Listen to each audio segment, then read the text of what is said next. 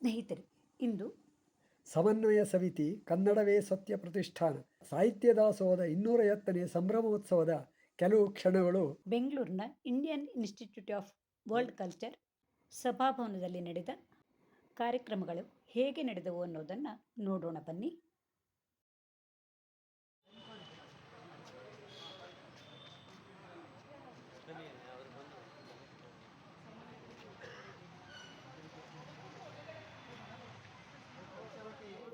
ನಮ್ಮ ವೇದಿಕೆ ಸಂಚಾಲಕರಾಗಿರ್ತಕ್ಕಂಥ ಶ್ರೀಯುತ ರಂಗರಾಜನ್ ಹಾಗೂ ಶ್ರೀ ಗುರುಪ್ರಸಾದ್ ಅವರು ವೇದಿಕೆಯನ್ನು ಅಲಂಕರಿಸಬೇಕು ಎಂದು ನಾನು ಕೇಳಿಕೊಳ್ಳುತ್ತೇನೆ. ದಯವಿಟ್ಟು ಸಾಧ್ಯವಾದಷ್ಟು ಬೇಗ ಬರಬೇಕೆಂದು ನಿಮ್ಮನ್ನು ಇನ್ನೊಂದು ಪ್ರಾರ್ಥನೆ.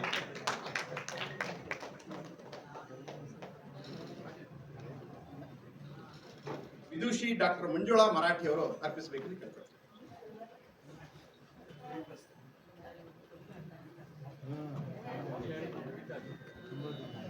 ನಮಸ್ಕಾರ.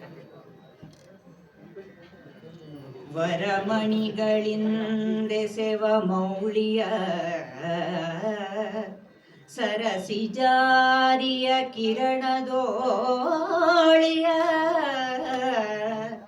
ವಿರಚಿಸಿದ ಸಿಂಧೂರ ಭಾಳದಿ ಕುಣಿವ ಕುಂತಳದ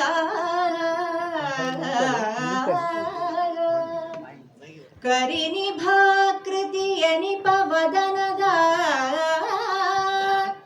ಕರದ ಪಾಶದ ಮೋದಕದ ವಿಸ್ತರದ ಗಣಪತಿ ಮಾಡು ಮಾಡೆ ಮಗೆ ನಿರ್ವಿಘ್ನದಾಯಕವ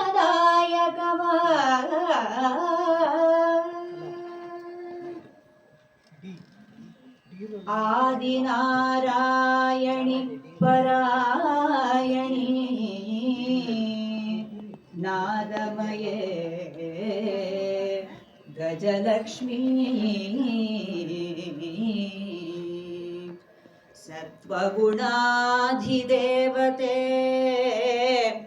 ಅಮರವಂದಿತ ಪಾದ ಪಂಕರುಹೇ ವೇದ ಮಾತೆಯೇ ವಿಶ್ವತೋಮುಖೇ ಐದು ಭೂತಾಧಾರಯಣಿಪ ಈ ದ್ವಾದಶಾತ್ಮಜ್ಯೋತಿರೂಪಿಯೇ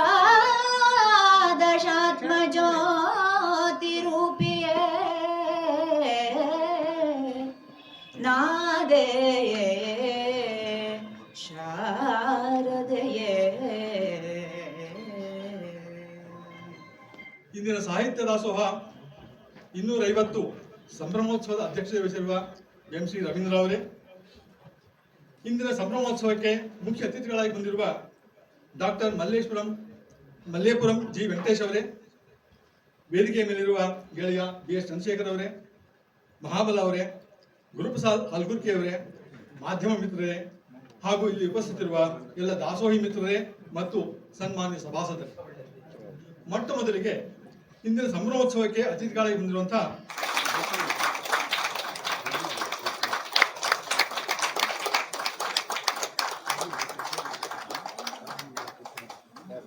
ನಾವು ನಮ್ಮ ಸಾಹಿತ್ಯ ದಾಸೋಹದ 250ರ ಸಂಭ್ರಮೋತ್ಸವದಲ್ಲಿ ಇಲ್ಲಿ ಸೇರಿದ್ದೇವೆ. ಇದು ನಮ್ಮೆಲ್ಲರಿಗೂ ಮತ್ತು ನಮ್ಮ ವೇದಿಕೆಗೆ ಅತ್ಯಂತ ಹೆಮ್ಮೆಯ ಮತ್ತು ಗೌರವದ ಕ್ಷಣಗಳು. ಸಾಹಿತ್ಯ ದಾಸೋಹ ಅಂದ್ರೆ ಏನು, ಯಾಕೆ ಶುರುವಾಯಿತು ಅನ್ನೋದು ಎಲ್ಲರಿಗೂ ಗೊತ್ತಿದೆ. ಆದರೂ ಪ್ರಾಸ್ತಾವಿಕವಾಗಿ ಕೆಲವೊಂದು ನುಡಿಗಳನ್ನ ನಾನು ಹೇಳೋದಕ್ಕೆ ಇಚ್ಛೆ ಪಡ್ತೀನಿ. ಭಾರತೀಯ ಸ್ಟೇಟ್ ಬ್ಯಾಂಕ್ 1970ರ ದಶಕದಲ್ಲಿ ಇದರ ಇಡೀ ಆಡಳಿತ, ಎಲ್ಲ ಶಾಖೆಗಳ ಆಡಳಿತ ಅಂದಿನ ಮಡ್ರಾಸಿನಿಂದ ನಡೀತಾ ಇತ್ತು. BGL ಸ್ವಾಮಿಗಳು ಹೇಳಿರುವಂತೆ ಭಾರತೀಯ ಸ್ಟೇಟ್ ಬ್ಯಾಂಕಿನಲ್ಲೂ ತಮಿಳು ತಳೆಗಳ ನಡುವೆ ಕನ್ನಡಿಗರು ಕೆಲಸ ಮಾಡ್ತಾ ಇತ್ತು. 1970ರ ದಶಕ 72ರಲ್ಲಿ ಕೆಲವು ಕನ್ನಡ ಯುವಕರು ಬ್ಯಾಂಕಿಗೆ ಸೇರಿದ್ರು. ಅವರಿಗೆ ನಮ್ಮ ಬ್ಯಾಂಕಿನಲ್ಲಿ ಕನ್ನಡ ಬೇಕು, ಕನ್ನಡದ ಕೆಲಸಗಳು ನಡೀಬೇಕು ಎನ್ನುವ ಹುಮ್ಮಸ್ಸಿನಿಂದ ಕನ್ನಡ ಸಂಘವನ್ನ ಅಂದಿನ ಬೆಂಗಳೂರು ನಗರ ಶಾಖೆ, ಆವಾಗ ಅದು ಸಿಟಿ ಮಾರ್ಕೆಟ್ ಅಲ್ಲಿತ್ತು, ಬೆಂಗಳೂರು ನಗರ ಶಾಖೆಯಲ್ಲಿ ಮೊತ್ತ ಮೊದಲಿಗೆ ಪ್ರಾರಂಭ ಮಾಡೋದು. ಅದಾದ್ಮೇಲೆ ಬೇಕಾದಷ್ಟು ಶಾಖೆಗಳಲ್ಲಿ ಕನ್ನಡ ಸಂಘಗಳು ಪ್ರಾರಂಭವಾದವು.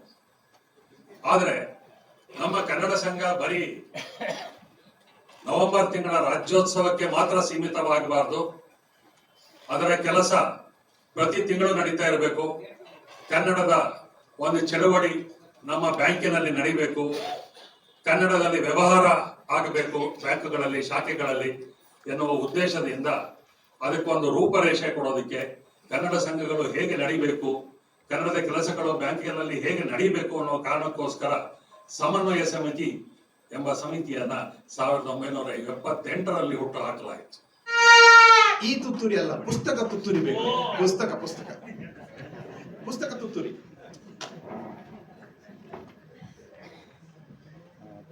ದಯವಿಟ್ಟು ಎಲ್ಲರೂ ಜೋರಾಗಿ ಚಪ್ಪಾಳೆ ತಟ್ಟಿ ಈ ಒಂದು ಸಂತಸ ಜನರ ಒಂದು ಆನಂದವನ್ನು ಹೆಚ್ಚಿಸಬೇಕಾಗಿ ನಿಮಗೆ ಕೇಳ್ಕೊತಾ ಇದ್ದೀನಿ.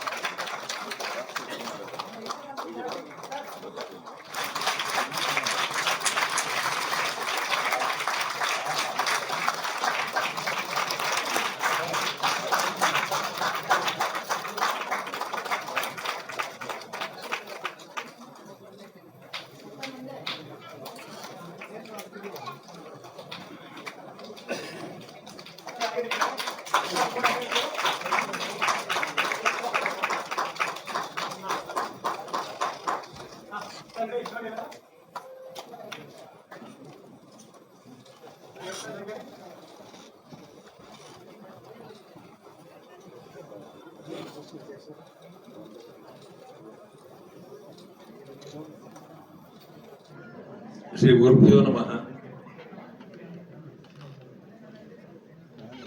ಇದೊಂದು ಅತ್ಯಪೂರ್ವವಾದ ಸಭೆ, ಇದು ಸಮಾರಂಭ.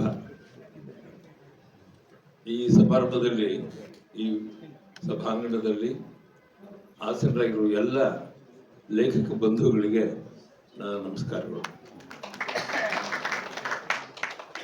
ಸಮನ್ವಯ ಸಮಿತಿ ಕನ್ನಡ ಸತ್ಯ ಪ್ರತಿಷ್ಠಾನ 42 ಕೃತಿಗಳ ಲೋಕಾರ್ಪಣೆಯ ಒಂದು ಶುಭ ಸಂದರ್ಭದಲ್ಲಿ ಈ ಸಮಾರಂಭದ ಅಧ್ಯಕ್ಷತೆ ವಹಿಸಿರುವ ಹಿರಿಯರಾದ ಶ್ರೀ ರವೀಂದ್ರ ಅವರೇ ಮತ್ತು ಎಲ್ಲ ಲೇಖಕ ಬಂಧುಗಳೇ, ಹಿರಿಯರೇ, ಸ್ನೇಹಿತರೆ, ಮಾಧ್ಯಮದ ಮಿತ್ರರೇ,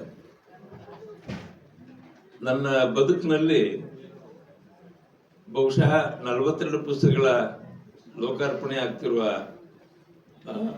ಆಗ್ತಿರುವಂಥ ಸಂದರ್ಭದಲ್ಲಿ ಭಾಗವಹಿಸಿರೋದು ಮತ್ತು ಇರೋದು ನನಗೊಂದು ಸೌಭಾಗ್ಯದ ಕ್ಷಣ ಅಂತೇಳಿ ನಾನು ತಿಳ್ಕೊಂಡಿದ್ದೀನಿ. ನಾನು 10 ಪುಸ್ತಕಗಳನ್ನ, 15, 20, 25 ಪುಸ್ತಕಗಳನ್ನ ಲೋಕಾರ್ಪಣೆ ಮಾಡಿದ್ದೀನಿ ಏಕಕಾಲಕ್ಕೆ. ಆದರೆ 42 ಪುಸ್ತಕಗಳನ್ನ, ವಿವಿಧ ಲೇಖಕರ ಅಷ್ಟು ಪುಸ್ತಕಗಳನ್ನ ಲೋಕಾರ್ಪಣೆ ಮಾಡುವ ಒಂದು ಸೌಭಾಗ್ಯವನ್ನ ನನಗೆ ಸಮನ್ವಯ ಸಮಿತಿ ಕನ್ನಡ ಸತ್ಯ ಪ್ರತಿಷ್ಠಾನದ ಶ್ರೀ ರವೀಂದ್ರ ಅವರು, ವಿಶೇಷವಾಗಿ ಕನ್ನಡ ಗಣಕ ಪರಿಷತ್ತಿನ ನಮ್ಮ ನರಸಿಂಹಮೂರ್ತಿಗಳು ಈ ಕಾರ್ಯಕ್ರಮಕ್ಕೆ ನನ್ನನ್ನು ಆಹ್ವಾನಿಸಿದಾಗ ನನಗೆ ಇಷ್ಟು ಸಂಭ್ರಮ ಇರುತ್ತೆ, ಇಷ್ಟು ಉಲ್ಲಾಸ ಇರುತ್ತೆ, ಇಷ್ಟೊಂದು ಜನ ಲೇಖಕರನ್ನ ಏಕಕಾಲಕ್ಕೆ ನೋಡುವ ಭಾಗ್ಯ ವಿಶೇಷ ದೊರಕುತ್ತೆ ಅಂತ ನಾನು ತಿಳಿದಿರ್ಲಿಲ್ಲ. ನಿನ್ನೆವರೆಗೂ ಗೊತ್ತಿರ್ಲಿಲ್ಲ. 37 ಪುಸ್ತಕ ಬಿಡುಗಡೆ ಮಾಡ್ತಾ ಇದ್ದಾರೆ. ಇಲ್ಲಿ 37 ಲೇಖಕರ 38 ಅಂತ ಇತ್ತು. 41 ಕೃತಿಗಳು ಲೋಕಾರ್ಪಣೆ ಆಗುತ್ತೆ. ಹೇಗೆ ಇದನ್ನ ಸಮನ್ವಯ ಮಾಡ್ತಾರೆ ಅಂತ ಅನ್ನೋದು ನನಗೊಂದು ಆಶ್ಚರ್ಯ ಮತ್ತು ಬೆರಗಿನ ಪ್ರಶ್ನೆ ಆಗಿತ್ತು. ನಿಜವಾಗ್ಲೂ ಹೇಳೋದಾದ್ರೆ ಸಮನ್ವಯ ಸಮಿತಿ ಅನ್ನೋ ಹೆಸರಿದೆಯಲ್ಲ, ಇವತ್ತು ಈ ಸಭೆಯಲ್ಲಿ ಇದು ಅನ್ವಯವಾಯಿತು, ಅನ್ವರ್ಥಕವಾಯಿತು. ಸಜ್ಜನಿಕೆಗೆ ಮತ್ತು ಸಂಸ್ಕೃತಿಯ ಪರ್ಯಾವರಣಕ್ಕೆ ನಮ್ಮನ್ನು ಕರ್ಕೊಂಡು ಹೋಗೋದು ಇದೊಂದು ಅತ್ಯಪೂರ್ವವಾದ್ದು. ಯಾವುದೋ ಒಂದು 4 ಪುಸ್ತಕಗಳು ತಂದು 2 ಪುಸ್ತಕ ಬಿಡುಗಡೆ ಮಾಡಿ ಕೊಂಡ್ಕೊಂಡು ಹಸ್ತಾಕ್ಷರ ಇತ್ಯಾದಿಗಳಲ್ಲಿ ವಿಲೀನಗೊಳ್ಳುವಂತಹ ಒಂದು ಕಾರ್ಯಕ್ರಮಕ್ಕಿಂತ ವಿಶಿಷ್ಟವಾದಂತಹ ಒಂದು ಕಾರ್ಯಕ್ರಮ ರೂಪಿಸಿರುವ ನಮ್ಮ ಸಮಿತಿ ಕನ್ನಡವೇ ಸತ್ಯ ಪ್ರತಿಷ್ಠಾನ ಬಹಳ ವಿಶಿಷ್ಟವಾಗಿದೆ. ಅದರ ನೋಂದಣಿ ಮಾಡಿಸಿರುವ ಫೇರ್ಸ್ ಕೂಡ ಅಂತ ಸಾಹಿತ್ಯ ದಾಸೋಹ 250ರ ಈ ಸಂಭ್ರಮದಲ್ಲಿ ಪಾಲ್ಗೊಂಡು ನಿಮ್ ಜೊತೆಗೆ ಕೆಲವು ನನ್ನ ಭಾವನೆಗಳನ್ನ ಹಂಚ್ಕೊಳ್ಳೋಕೆ ಅವಕಾಶ ಮಾಡ್ತಾರೆ. ನೋಡಿ, ಪುಸ್ತಕಗಳು ಕೂಡ ಬೇರೆ ಬೇರೆ ಪ್ರಕಾಶಕರು, ಮಹಿಮಾ ಪ್ರಕಾಶ್ ಅಂದೂರ್ ಇದ್ದಾರೆ, ಆಮೇಲೆ ಕಾಮಧೇನು ಪ್ರಕಾಶ್ ಅಂದೂರ್ ಇದ್ದಾರೆ, ಅನನ್ಯ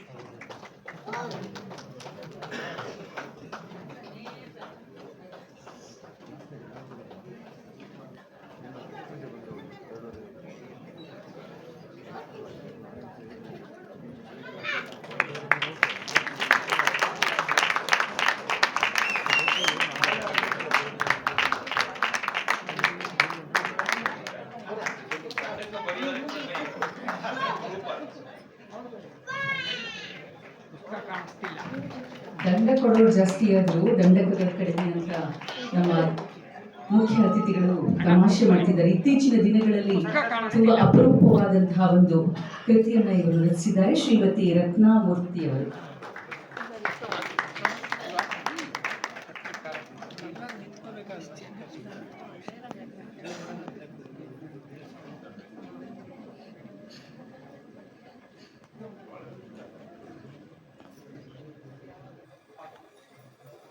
ಶ್ರೀ ಹುವಾ ಶ್ರೀ ಪ್ರಕಾಶ್ ಇವರ ಕಥಾಶ್ರವಣ ಎನ್ನುವಂತಹ ಕಥಾ ಸಂಕಲನ ಇಂದು ಬಿಡುಗಡೆಯಾಗಿದೆ. ಸಮನ್ವಯ ಸಮಿತಿ ಆಕ್ಟಿವ್ ಸದಸ್ಯರು ಶ್ರೀ ಹುವಾ ಶ್ರೀ ಪ್ರಕಾಶ್.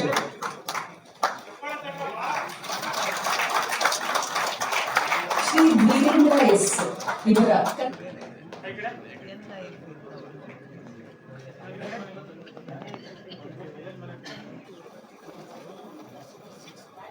ಶ್ರೀ ನರಸಿಂಹಮೂರ್ತಿ ಜಿಎಂ ಇವರ ಕುತೂಹಲದ ನೋಟಗಳು ಕೃತಿ ಇಂದು ವೇದಿಕೆಯಲ್ಲಿ ಬಿಡುಗಡೆಯಾಗಿದೆ. ಇವರು ಎಲ್ಲರಿಗೂ ಚಿರಪರಿಚಿತರು. ಕನ್ನಡ ಗಣಕ ಪರಿಷತ್ತಿನ ಮೂಲಕ ಶ್ರೀ ನರಸಿಂಹಮೂರ್ತಿ ಜಿಎಂ ಅವರು ಸುಪರಿಚಿತರು. ಇವರ ಕೃತಿ ಕುತೂಹಲದ ನೋಟಗಳು.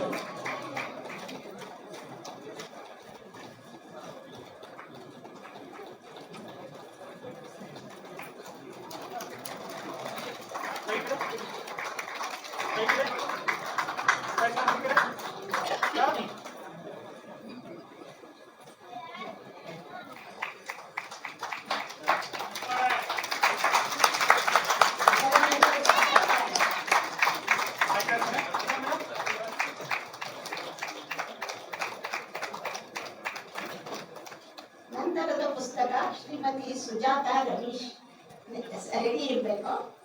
ಅವರ ಪುಸ್ತಕ ಭಾವಭಾಗಿನ. ಅದು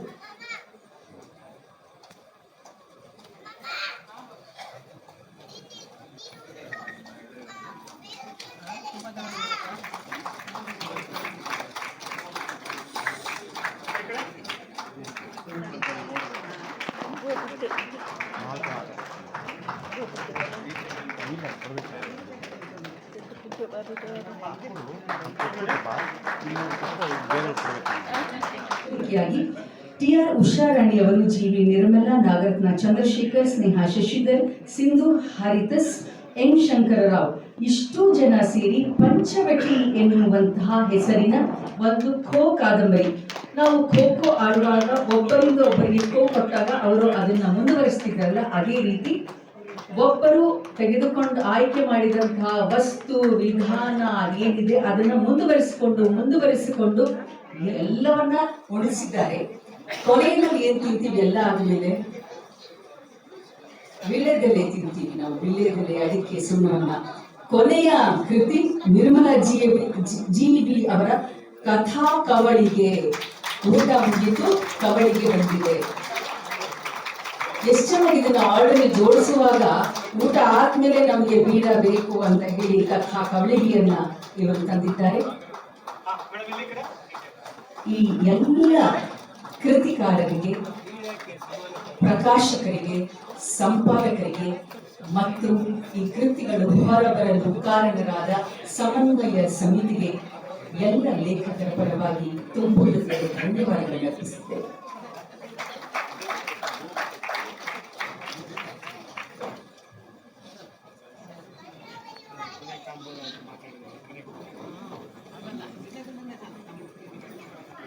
ಇವತ್ತು ಸಂಭ್ರಮೋತ್ಸವದ ಮುಖ್ಯ ಅತಿಥಿಗಳಾಗಿ ಆಗಮಿಸಿರ್ತಕ್ಕಂಥ ಹಿರಿಯ ವಿದ್ವಾಂಸರಾದ ಅಧ್ಯಕ್ಷೀಯ ಡಾಕ್ಟರ್ ಮಲ್ಲೇಪುರಂ ವೆಂಕಟೇಶ್ ಅವರೇ, ವೇದಿಕೆಯಲ್ಲಿ ಆಸೀನರಾಗಿರ್ತಕ್ಕಂಥ ಚಂದ್ರಶೇಖರ್, ಮಹಾಬಲ, ಗುರುಪ್ರಸಾದ್, ಶ್ರೀರಂಗರಾಜನ್ ಮತ್ತು ನನ್ನ ಎಲ್ಲ ಗೆಳೆಯರೇ, ಆಹ್ವಾನಿತರೇ, ಮಾಧ್ಯಮ ಮಿತ್ರರೇ,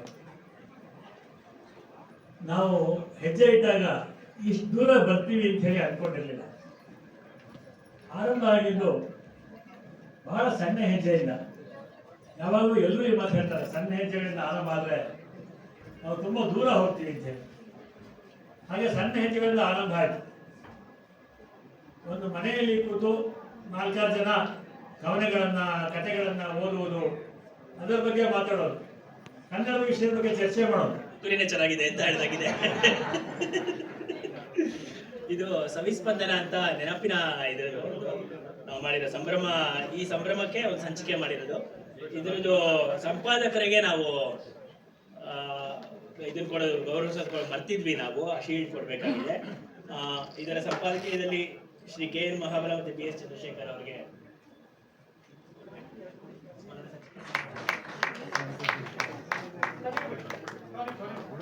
ಈ ಕಾರ್ಯಕ್ರಮಕ್ಕೆ ಮುಖ್ಯ ಕಾರಣ ನೀವುಗಳೇ. ಹಾಗಾಗಿ ನಿಮಗೂ ಕೂಡ ಎಲ್ಲರಿಗೂ ಧನ್ಯವಾದಗಳನ್ನು ತಿಳಿಸ್ತೀನಿ.